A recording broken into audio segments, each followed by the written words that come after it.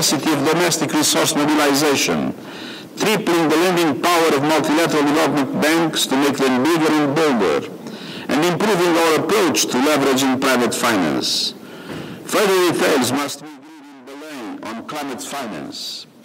A consensus on actions to take on debt with new instruments to reduce borrowing costs and risks, including from climate shocks, and faster support for countries facing illiquidity and debt distress.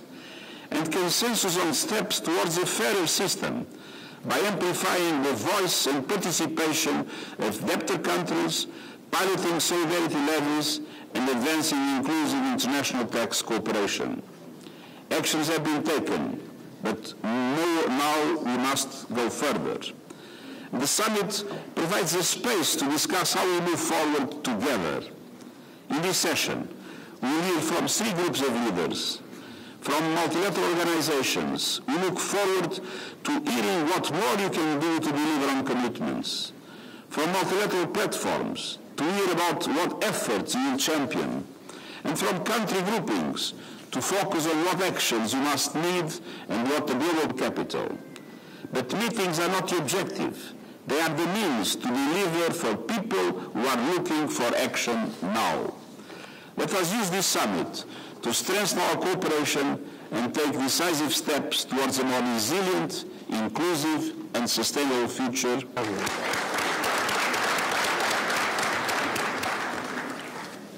Agenda, but also a bit of what lies at the origin of this initiative, what's brought us to this point and what we need to go forward. Let me now turn to President of the General Assembly to deliver her remarks, Madam Berg. Thank you. 4 trillion, that almost unfathomable sum, is the current gap in financing the Sustainable Development Goals. Some may say the number is too high. We can never ignore the fact that we already spend such amounts. Not on schools and hospitals, on medicine. Money matters. It matters to the 272 million children listed as out of school.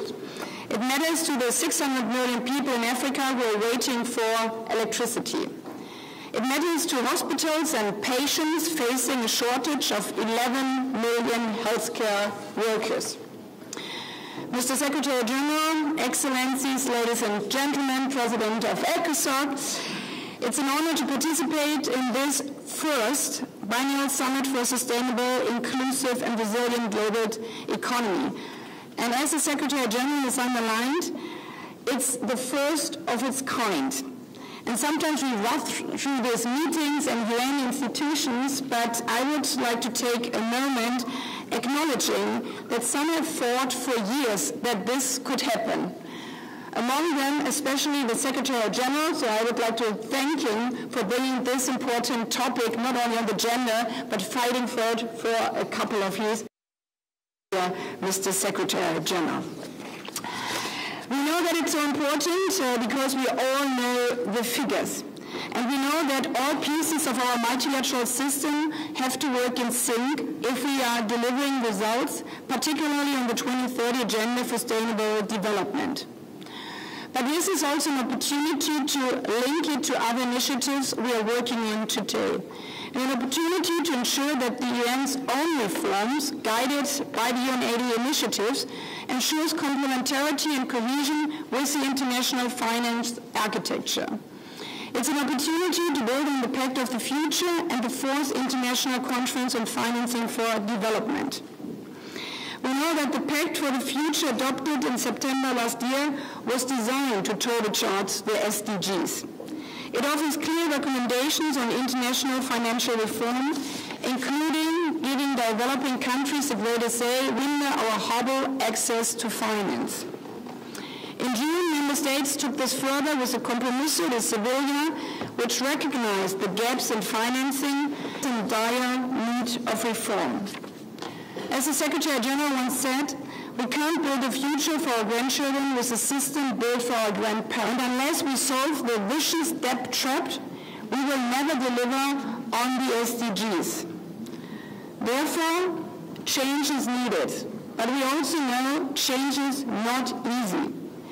It keeps them the right tools in place to get the jobs done, and we have some incredible actors here, as mentioned before, the strong ladies leading them, to reinvigorate the UN reform agenda, as well as the systematic changes across the international financial architecture, to be collectively and equally on the promises we made.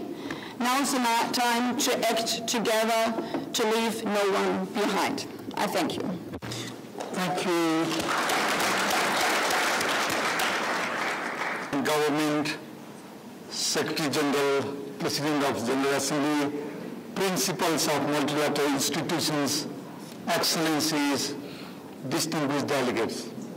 It is my honor as the President of Economic and Social Council to welcome you to this inaugural biannual summit for a sustainable faces mounting headwinds, and the multilateral systems is under severe strain. Fragmentation is growing. Geopolitical tensions and shifting domestic agendas are reshaping the global landscape as it needs grow sharper. And climate commitments remain far from fulfilled. The world's most vulnerable states adopted the Sevilla commitment, a renewed global framework for financing for sustainable development. This outcome of the 4th International Conference on Financing for Development, which I had the privilege of co-facilitating, ECOSOC is central to this effort. The Sevilla commitment gave the Council new mandates to convene a special meeting on financial integrity, to launch a recurring dialogue on credit rating, and to strengthen the financing. It also called on us to exchange on regulatory frameworks, digital financial services, and to better integrate the body for the economic, social, and environmental dimensions of sustainable development. ECOSOC connects universal promoting coherence across these areas. We can turn commitments into action and action into impact.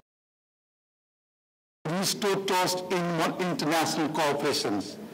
That means easing debt burdens, expanding fiscal in sustainable development.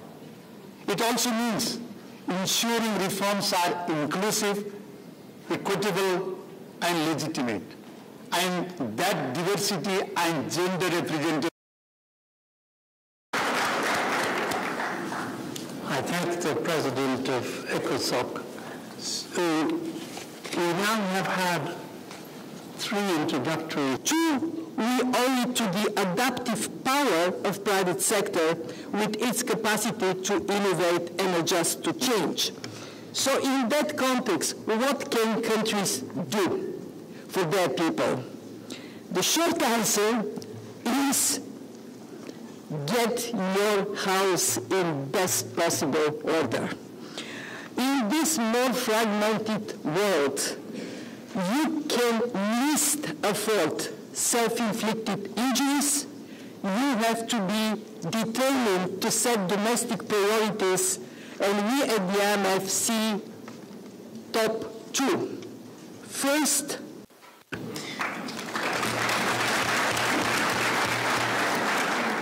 Thank you very much, Managing Director. So Provides an inclusive platform where the priorities and needs of African countries can be heard and translated into global action. Where vulnerabilities are rising and the cost of capital is disproportionately high.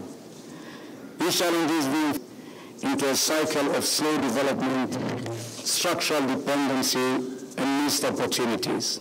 Thank you, Your Excellency, Honorable Chair, Madam President of the General Assembly,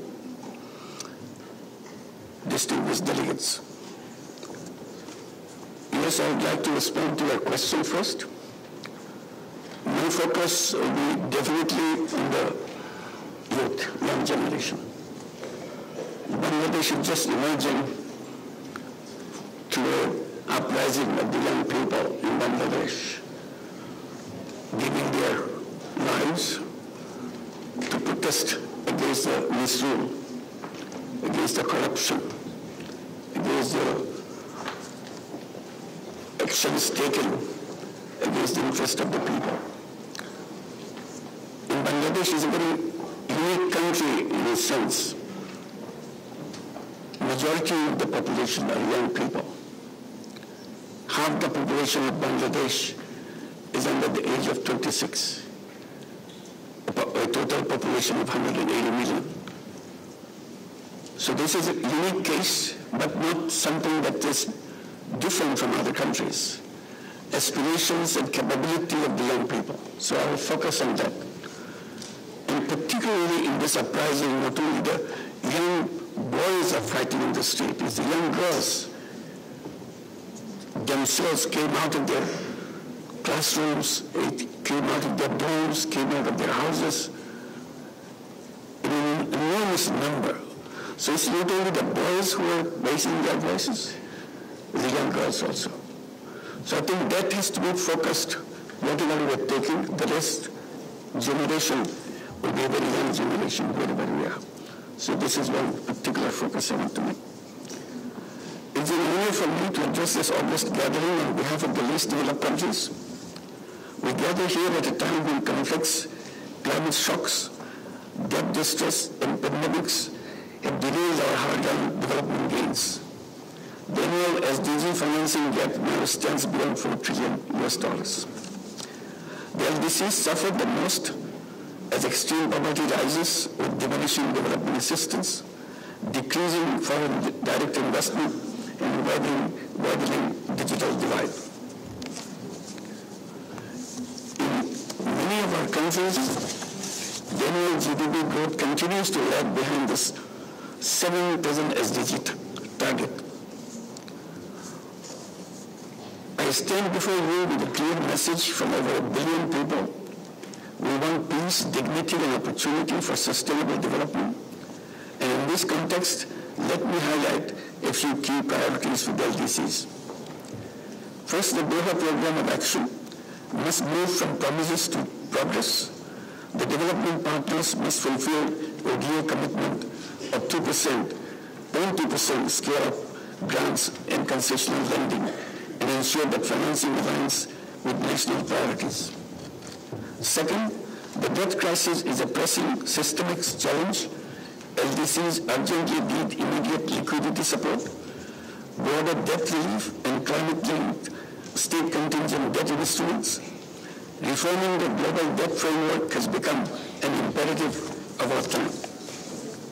Third, to address the far-reaching impact of climate change on LDCs, climate finance must be scaled up urgently with simplified access. We urge international community to enhance climate support and ensure effective technology transfer to our countries. Disaster resilience for LDCs must be strengthened and loss and damage fund operationalized. Finally, the global financial architecture must be overhauled to make it equitable, representative, and fit for purpose. We call the quota and governance reforms in the Bretton Woods institutions, expanded representation and meaningful role of LDCs in their policy making. Stronger coordination between the UN and these institutions is essential for inclusive economic governance. Excellencies, many LDCs are entering the graduation pipeline, yet they are highly vulnerable and fiscally constrained. We urge for continued support and coordinated withdrawal measures so that their graduation remains sustainable and irreversible. The gap between promise and delivery is not to be measured in just statistics, but in their lives lost and human potential wasted. International community must match pledges with old actions. Let this summit inspire hope, advance justice, and chart a more equitable path for the world's most vulnerable. Before I conclude, I will also add one more thing about what I mentioned about Bangladesh, and it's repeated in Nepal. So young people rising against the government taken down. So it's not extreme phenomenon. I think this is going to be a norm. Young people expressing themselves in a very expressive way, which may not be very conducive in some cases. But before we burst into those kind of expressions, we should be taking consideration of making the life for the young people different than it had been. Young people represent a new future. And this is a very different kind of generation than we have been going through in our lives, in our history. So my attention that I want to draw, we have to reorient our thinking in terms of the young people. Thank you very much, sir.